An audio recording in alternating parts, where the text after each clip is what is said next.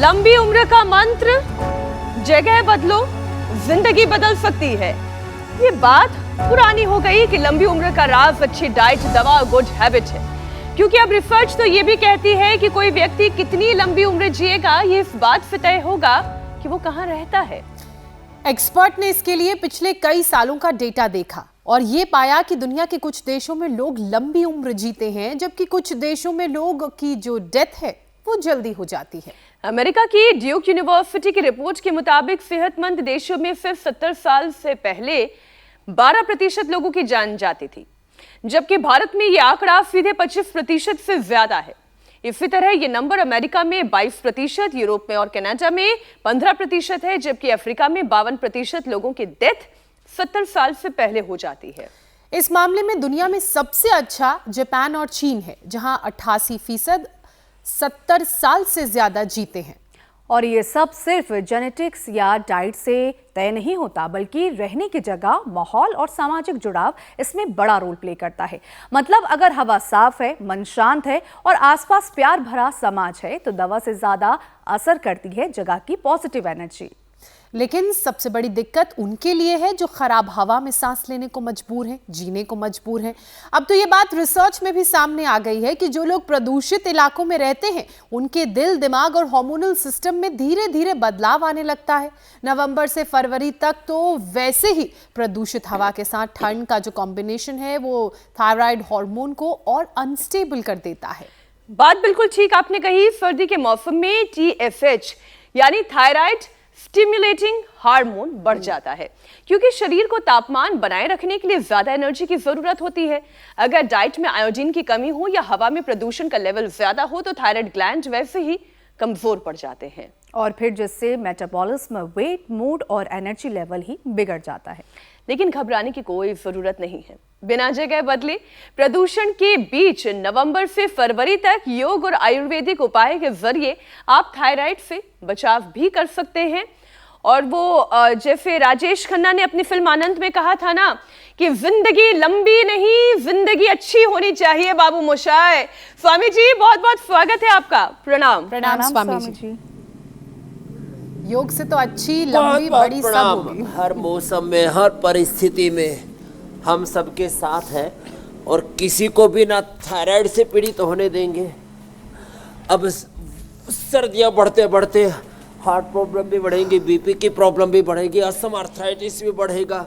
लेकिन जो रोज ऐसे ये दंड लगाएगा वो ठंड भगाएगा और बीपी से, शुगर से, थायराइड से, अस्थमा से, आर्थराइटिस से, ठंड से होने वाली सब बीमारियों से भी अपने आप को बचाएगा। जैसे हमारे जो कबूतर हैं, इनको ठंडा ही नहीं लगती। हर मौसम में अपने आप को ढाल लेते हैं। अब स्वामी जी हम तो ये नहीं कर सकते ना, पंछी बनूं। आदमी कबूतर से भी ज्यादा कमजोर हो गए लो। तो ये भुजंगासन रोज ऐसे 10 बार से शुरू करके 100 बार तक तो ये करना है। ये थायराइड के लिए भी बड़ा अच्छा है। देखो इसमें थायराइड को भी पूरा व्यायाम मिलता है। ऐसे 10 बार से शुरू करके और फिर साधारण दंड लगा सके, हनुमान दंड लगा सके तो बहुत अच्छी बात है। और फिर जो है, जो अब 5 आसन बता देते हैं पहले थायराइड के लिए, और ये तो सबको करना ही करना है। ये भुजंगासन तो 100 बार। फिर देखो ये सर्वांगासन, सर्वांगासन जो कर लेंगे, ऐसे हलासन जो कर लेंगे, वो अपने थायराइड को 100% अच्छा रख लेंगे।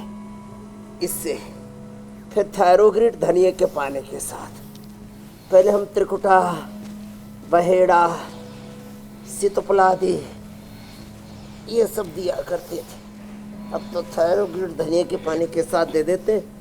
सर्वांगासन, हलासन और फिर ये मत्स्यासन करवा देते, सिंहासन करवा देते, उज्जाई करवा देते, ये ऐसे, और 1-1, 2-2 मिनट फिर ये ऐसे उष्ट्रासन।